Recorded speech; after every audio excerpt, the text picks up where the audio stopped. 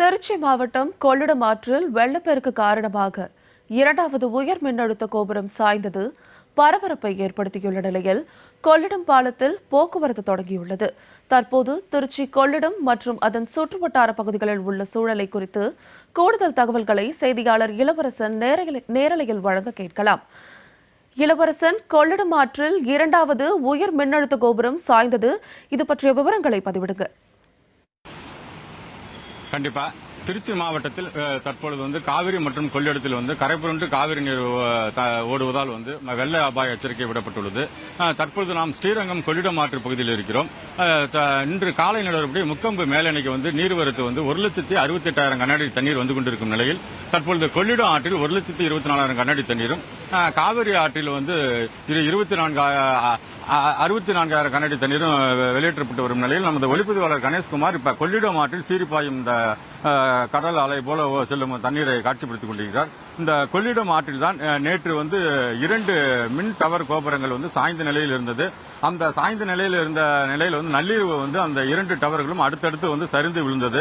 நல்வாய்ப்பாக மின்வாரியத்துறையினர் ஏற்கனவே அந்த மின் விநியோகத்தை தடை செய்து வைத்திருந்தால் மிகப்பெரிய ஒரு ஆபத்து நீங்கியுள்ள நிலையில் தொடர்ந்து இந்த பகுதியில் நேற்று முழுவதும் போக்குவரத்து இந்த கொள்ளிடம் பாலத்தின் வழியாக போக்குவரத்து பாதிப்பு ஏற்பட்ட நிலையில் தற்பொழுது வெள்ள அபாயம் அதிக அளவு வந்து கொண்டிருக்கிறது.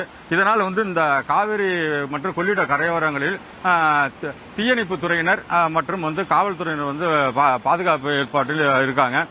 கொள்ளிட ஆற்றின் பல்வேறு பகுதிகளிலும் யாரும் இறங்கக்கூடாது என மாவட்ட நிர்வாகம் எச்சரித்துள்ள நிலையில் தீயணைப்பு துறையினர் முன்னெச்சரிக்கை நடவடிக்கையாக படகு மற்றும் தற்காப்பு கருவிகளை கொண்டு தயார் நிலையில் காவிரி கரையோரம் மற்றும் கொள்ளிட கரையோரங்களில் ஸ்ரீரங்கம் உள்ளிட்ட திருச்சி மாவட்ட தீயணைப்பு துறையினர் பாதுகாப்பு பணியில் ஈடுபட்டு வரும் நிலையில் இந்த மின் கோபுரம் சாய்ந்தது மீண்டும் நம்ம ஒளிப்பதிவாளர் கணேஷ்குமார் காட்சிப்படுத்துவார். அதாவது சரிந்த நிலையில் இருக்கும் அந்த மின் இது தற்பொழுது தொங்கிக் கொண்டு கொள்ளிடம் ஆற்றில் நீரில் மூழ்கி கொண்டு இருக்கிறது. இந்த மின் கோபுரம் 2 நாட்களுக்கு முன்பு சாய்ந்த நிலையில் படிப்படியாக நள்ளிரவு சரிந்து விழுந்த நிலையில் மழைக்காலம், அதாவது தென்மேற்கு பருவமழை ஆரம்பித்தாலே மழைக்காலம் வரும். மழைக்காலம் வந்தால் மேட்டூர் அணையில் தண்ணீர் வரும். அதிக அளவு வெள்ளம் காவிரி மற்றும் கொள்ளிடத்தில் வரும் நிலையில் இந்த மின் கோபுரங்கள் சாய்வு நிலையில் இருப்பதை முன்னெச்சரிக்கை நடவடிக்கை ஏன் ஆய்வு செய்யல என்பது மிகப்பெரிய ஒரு கேள்விக்குறியாக இருக்கிற நிலையில் நம்மிடையே இந்த ஸ்ரீரங்கம் பகுதியைச் சேர்ந்த நபர்கள், பொதுமக்கள், மக்கள் நல சங்கத்தை சேர்ந்தவர்கள் இருக்கார்கள். அவங்கள கேட்போம், ஐயா, இப்ப மழை பெய்யுதுன்னு தெரியும், அப்ப இங்க காவிரி கொள்ளிடத்தை தண்ணி வர்றது தெரியும், ஆனா முன்னெச்சரிக்கை நடவடிக்கை அந்த டவர் சாயாம இருக்கிறது என்ன பண்ணிருக்கலாம், இந்த ஏரியாவுடைய கோரிக்கை என்ன, அதை பத்தி கொஞ்சம் சொல்லுங்க. அதாவது இந்த டவர் ரொம்ப வருஷமாவே வீக்கா தான் இருக்குன்னு சொல்லி நிறைய சமூக ஆர்வலர்களும் ஊடகங்களும் இதை பத்தி எல்லாம் செய்திலாம் வந்திருக்கு. இந்த மாதிரி செயலுக்கு காரணம் அப்படி என்னன்னு பாத்தீங்கன்னாக்க ஒட்டுமொத்தமா மாவட்ட நிர்வாகத்தினுடைய செயல்பாடின்மை தான் காரணம் அப்படின்னு சொல்லுவோம். ஆட்சியாளர்களும் இதை பத்தி சிந்திக்கிறது கிடையாது. ஒரு பிரச்சனை வருதுனாக்க பிரச்சனை வந்ததுக்கு அப்புறம் நம்ம அதை கண்கட்டதுக்கு அப்புறம் சூரிய நமஸ்காரம் பண்ணி பிரயோஜனம் கிடையாது. முன்னாடியே இதே மாதிரிதான் ரயில்வே பாலமும் பாத்தீங்கன்னாக்க மண்ணெரிப்பு ஏற்பட்டு இந்த பகுதியில் மெயினா இந்த மாதிரி ஏற்பட காரணம்னா அளவுக்கு அதிகமான மண் எடுக்கப்பட்டுள்ளது. அதுதான் முக்கிய காரணம். இதை மாவட்ட நிர்வாகமோ ஆட்சியாளர்களோ இதை கண்டுக்கவில்லை.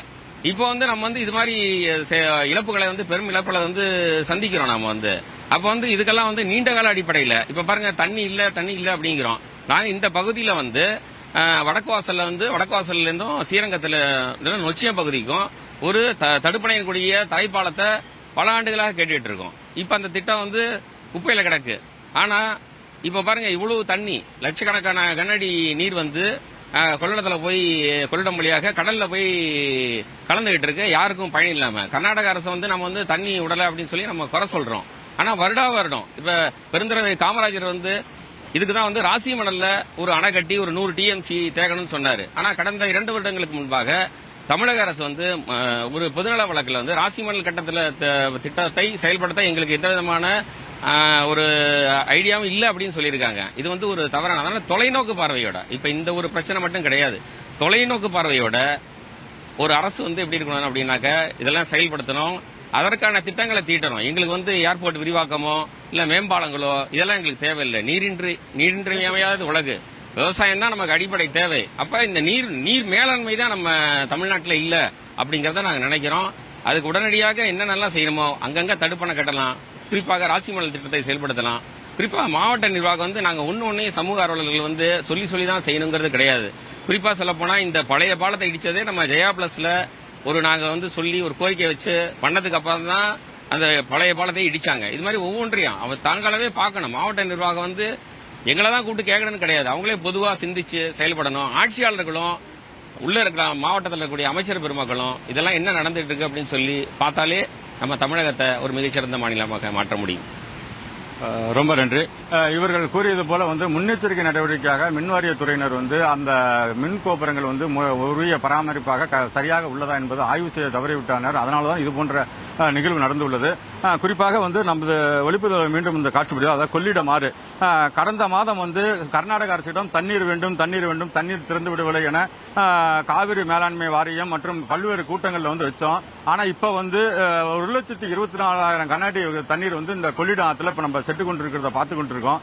இந்த தண்ணி முழுவதும் அப்படியே கல்லணை வழியா வந்து கடலுக்கு தான் போகுது. எவ்வித இதுவும் செய்யல. இதை வந்து தண்ணீரை சேமிப்பதற்கு வந்து அரசு வந்து நடவடிக்கை எடுக்க வேண்டும் என்பதுதான் இந்த ஸ்ரீரங்கம் பகுதி மட்டும் இல்ல விவசாயிகளுடைய கோரிக்கையா இருக்கு. தொடர்ந்து இதுபோன்று தண்ணீர் வீணாவதை தடுப்பதற்கு பல்வேறு இடங்களில் வந்து ஆராய்ந்து நீர்வளத்துறை அதிகாரிகள் வந்து தடுப்பணையை கட்ட வேண்டும். அப்பொழுதுதான் அந்த பகுதியில் வந்து நீர்மட்டம் உயரும். நிலத்தடி நீர்மட்டம் உயர்ந்தால் அந்த பகுதி விவசாயம் செழிக்கும். இப்படி பல்வேறு இது இருக்கிறப்ப இந்த கொள்ளிடம் ஆற்று மட்டும் இல்லாம காவிரி மற்றும் கொள்ளிடம் இரண்டும் வந்து 1,68,000 கண்ணாடி தண்ணீர் வந்து வீணாக சென்று கொண்டிருக்கும் நிலையில் வந்து இது போன்ற காவிரி கரையோரங்களில் பாதுகாப்பு நடவடிக்கையை முன்னெச்சரிக்கையாக மழைக்காலம் வருவதற்கு முன்னே அரசு வந்து அந்த பகுதியில் உள்ள மின்வாரியம், பொதுப்பணித்துறை, பாலங்கள் ஆகியவை உரிய பராமரிப்பாக இருக்கிறதா என்பதை ஆய்வு செய்ய வேண்டும் என்பதும் அனைவரின் கருத்தாக உள்ளது. விவரங்களுக்கு நன்றி இளவரசன்.